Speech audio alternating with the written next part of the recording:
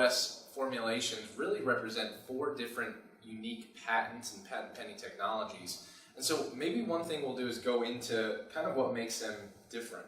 Yeah, in fact, one thing I think that makes this different is the amino acid formulation that's in Pruvit. As Ryan talked about earlier, leucine is ketogenic.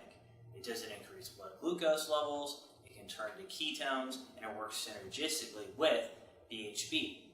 But the thing is, how we produce ours is very unique because the majority of actual leucine that's produced is produced from human hair and duck feathers. Imagine like you're getting a haircut and you walk in there and they're sweeping that off the ground. Would you eat that? Probably not, right? But that's exactly how the majority of amino acids are made on the market. However, Pruvit uses a much more expensive to produce ingredient called fermented leucine, and that's really just the start of what we're actually doing.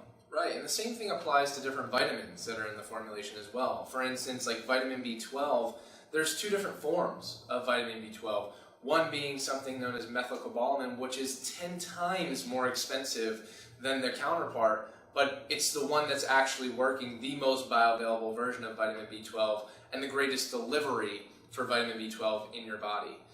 Another amazing feature is AC11, which Pruvit has the rights to utilize, and the signaling aspect of what AC11 can do is far underestimated. Like, what AC11 can do potentially in combination with ketones as far as signaling and DNA repair is just incredible, and we're actually going to be doing a lot more research on this very soon. But AC11's capabilities, not only from a signaling perspective, but potentially with recovery, is something that's absolutely incredible and really just adds to the overall value. And last but not least, AC11 may increase absorption, so enhance the bioavailability of ketones themselves to make sure you're getting them in your system faster and better than ever before.